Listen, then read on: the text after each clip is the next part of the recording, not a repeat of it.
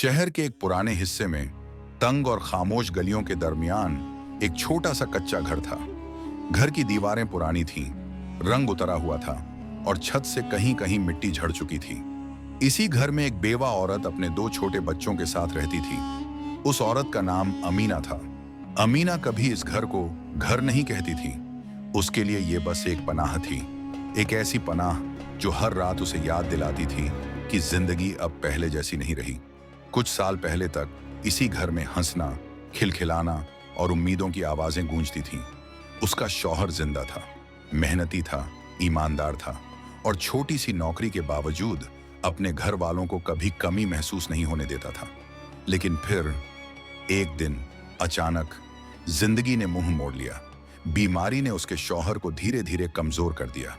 अमीना ने जो कुछ था सब लगा दिया, दवा, इलाज, दुआ, मगर मौत के फैसले के आगे इंसान की कोशिश कमजोर पड़ जाती है। और फिर एक सुबह घर में सिर्फ खामोशी रह गई। उस दिन के बाद अमीना के लिए हर दिन एक नया इम्तिहान बन गया। शौहर के बिना जिंदगी सिर्फ तन्हा नहीं थी, बहुत ज्यादा भारी थी। 2 छोटे बच्चे, एक बेटा जो अभी स्कूल जाने की उम्र में था और एक बेटी जो मां का दुपट्टा पकड़कर ही महसूस करती थी।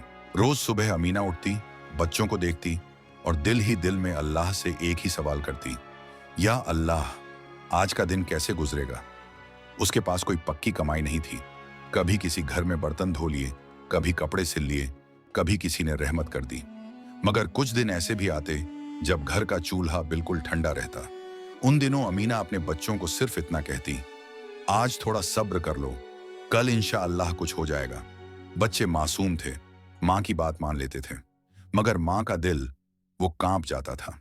एक रात जब बच्चे भूख से सो गए, अमीना अंधेरे में बैठी रोती रही। उसकी आंखों से आंसू बहते रहे और लबों पर सिर्फ एक ही दुआ थी, या अल्लाह, मैं मजबूर हूं, तू ही मदद कर। उसी रात उसकी नजर एक छोटी सी संदूकची पर पड़ी। वो संदूकची जो उसके शौहर ने शादी के वक्त दी थी। उसमें बस एक ही कीमती चीज बची थी, उसका सोना, वो गहना जो उसकी शादी की निशानी था, वो गहना जिसे उसने कभी किसी को हाथ भी लगाने नहीं दिया था। अमीना ने धीरे से संदूकची खोली। उसकी उंगलियां कांप रही थीं, जैसे वो सिर्फ संदूकची नहीं, अपनी यादों को खोल रही हो। गहना हाथ में आया तो दिल भर आया। उसकी आंखों के सामने अपनी शादी का दिन आ गया। वो मुस्कुराहट, वो खुशी, वो वादा कि जिंदगी साथ निभाएंगे। मगर अब सब कुछ बदल चुका था। या अल्लाह, अमीना ने गहने को सीने से लगाकर कहा, मैं मजबूर हूं, अगर आज ये ना बेचा तो मेरे बच्चे भूखे रह जाएंगे। सुबह हुई। अमीना ने बच्चों को समझाया कि वो थोड़ी देर के लिए बाहर जा रही है। उसने गहना कपड़े के एक पुराने टुकड़े में लपेटा और धीरे धीरे शहर की तरफ चल पड़ी। गलियों से गुजरते हुए उसका सर झुका हुआ था, हर कदम भारी लग रहा था। शहर का बाजार हमेशा की तरह भरा हुआ था, लोगों की आवाजें, दुकानों की रोशनी और सोना चमकती हुई शीशों के पीछे रखा हुआ। अमीना पहली बार सुनार की दुकान पर जा रही थी। उसका दिल जोर जोर से धड़क रहा था। वो एक दुकान के सामने रुकी। बोर्ड पर लिखा था, ईमानदार सुनार। उसने गहरी सांस ली और दुकान के अंदर कदम रखा। यहीं से उसकी जिंदगी का एक और इम्तिहान शुरू होने वाला था। यहीं से उसकी बेबसी किसी और के ज़मीर का इम्तिहान बनने वाली थी।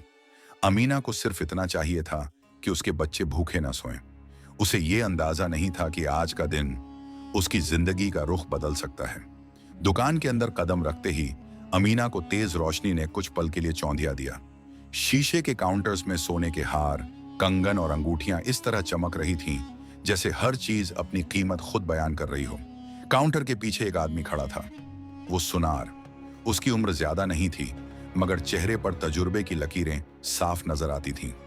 अमीना ने धीरे से सलाम किया। उसकी आवाज हल्की सी लरज रही थी। सुनार ने अदब से जवाब दिया, जी, क्या खिदमत कर सकता हूं? अमीना ने अपनी चादर ठीक की और अपनी झोली से वो कपड़े का टुकड़ा निकाला। सोना चमका।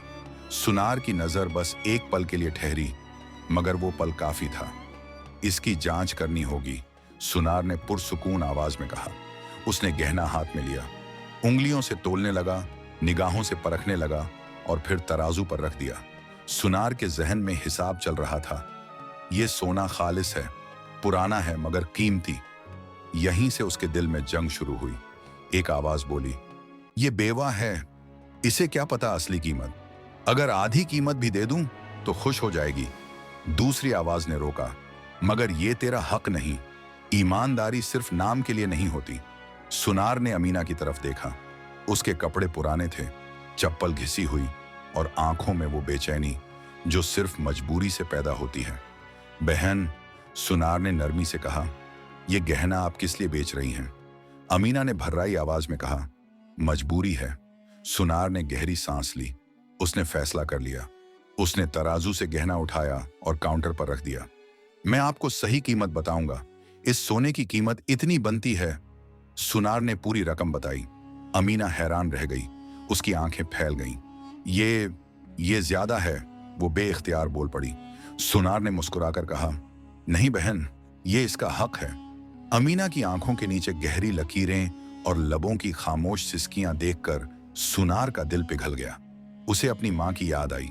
उसने दराज खोली और जो कीमत बताई थी उससे भी ज्यादा रकम निकाली। अमीना पीछे हट गई।